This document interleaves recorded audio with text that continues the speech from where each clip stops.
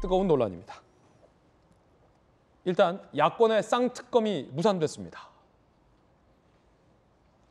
정의당은 민주당이 손을 잡지 않고 주호영 원내대표, 국민의힘 의원과 면담을 했습니다. 법사위 심의되는 과정이 곧 협의의 과정이다라며 정의당은 쌍특검, 민주당이 제안한 쌍특검을 거부했습니다. 그러니까 50억 클럽 특검과 김건희 특검 같이 하자라는 쌍특검, 정의당은 그럴 수 없다. 왜냐하면 민주당은 특검 추천권도 정의당에게 양보할 수 있다라는 카드까지 갖고 갔거든요. 근데 정의당에서는 그건 논의의 협상의 대상이 아니다라며 단호히 민주당의 제안을 거절했습니다. 민주당 원내대표가 유감 표명까지 했어요. 박홍근 원내대표 얘기 들어보시죠. 너무나 의아하고 이야기 납득하기 어려운 상황입니다. 50억 클럽 특검과 김건희 여사 특검은 민주당의 요구가 아닌 국민의 준엄한 명령입니다.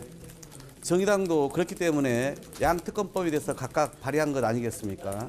그러면 정의당이 여기에 대해서 응당 답하는 것이 순리입니다. 그런데 국민의힘을 쫓아갔습니다. 또다시 하염없이 망부석처럼 국민의힘과 검찰의 이 입장 변화나 태도만 지켜보겠다는 것입니까? 그런데 사실 정의당 입장에서는 민주당에게 서운할 것이 몇 가지 있었습니다. 이 특검 추천권도 사실상 민주당만 추천 권한을 갖게 하는 내용의 법안을 발의하려고 했었던 적도 있었기 때문에 정의당 입장에서는 민주당의 이 쌍특검에 같이 춤을 추고 싶지 않겠다라는 선택을 한 것이죠. 자, 어찌됐든 이 50억 클럽과 관련된 특검은 정치권에서 합의를 이루게 될 가능성이 큽니다. 그 가운데 또 하나의 논란은 민주당이 대통령에게 있는 대법원장 지명권을 흔들려 한다. 이게 논란입니다. 함께 보시죠. 민주당이 그제 발의를 했어요. 법원조직법 개정안인데 내용은 이렇습니다. 현행은 대법원장은 대통령이 갖고 있는 고유의 지명 권한이에요. 근데 민주당이 발의한 이 개정안은 대법원장 추천위원회가 후보를 선정한 후 대통령이 그중에서 고르게끔 하는 내용입니다. 김명수 대법원장 임기 종료 임박, 대통령의 대법원장 지명권 박탈 아니냐라는 논란이 일고 있습니다. 검찰의 수사권 박탈뿐 아니라 대통령의 대법원장 지명권도 박탈하는 것 아니냐라는 정치권의 논란입니다. 국민의힘에서는 당장 반발하고 있습니다. 문재인이 임명한 김명수 대법원장의 임기 종료 6개월 앞둔 시점, 그 저희가 의심된다. 그러니까 민주당이 집권했을 때는 다 안 했던 법안들이 지금 야당일 때 툭툭 튀어나와 논란인 거죠. 사법기관을 발 아래 두고 뒤흔들겠다는 민주당의 검은 손이 또다시 작동했다라며 비판을 내놨습니다.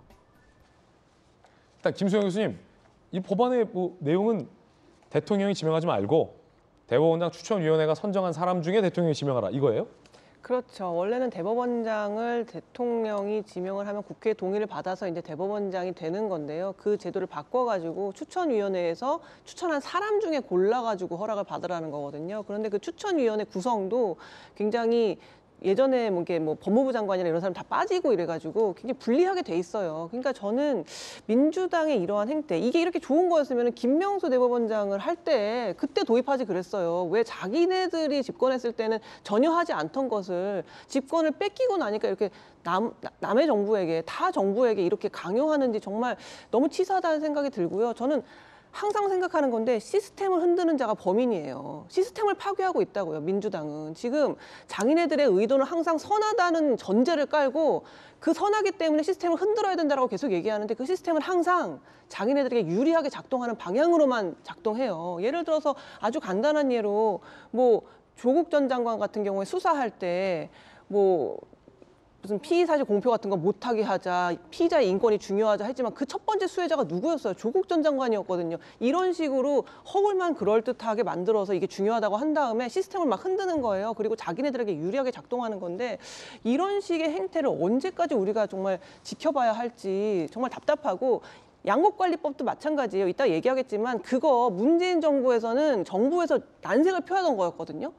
이거 이렇게 정부가 사들이는 건 난색이 어렵다라고 했는데 정권 바뀌니까 바로 지금 국민의힘에게 압박하면서 그거 통과시키라고 하고 있잖아요. 제발 자기 정권에서 못했던 거 정권 뺏겼다고 해서 남의 정권한테 이거 하라고 강요하는 거는 양당 둘 다 좀 안 하기로 합의했으면 좋겠다는 생각이 듭니다. 서지현 부대변인 반론. 네, 그가 이제 시스템을 흔드는 사람이 범인이 맞습니다. 그래서 이제 조치를 해야 되는 거에 100% 동의합니다. 그래서 이제 윤석열 대통령이 이제 국민의힘 이제 당대표 뽑을 때 개입을 하셨죠. 시스템, 국민 경선 제외해버리고 당원 100% 했었죠. 그리고 나경원, 유승민, 그리고 이준석까지 다 민주적 절차가 아니라는 건 다 아시지 않습니까? 여기 선거관리위원회에 계셨기 때문에 더 그 상황을 더 잘 아시는 것 같아서 이런 부분이 우려가 있다. 그렇기 때문에 법무 장관 배제가 중요한 것이 아니라 이런 민주적 절차. 근데 사실 진짜 중요한 것은 말씀드렸지만 국민의힘 당대표 경선도 보셨지만 민주적 절차나 그런 시스템은 다 있어요. 근데 예. 그것을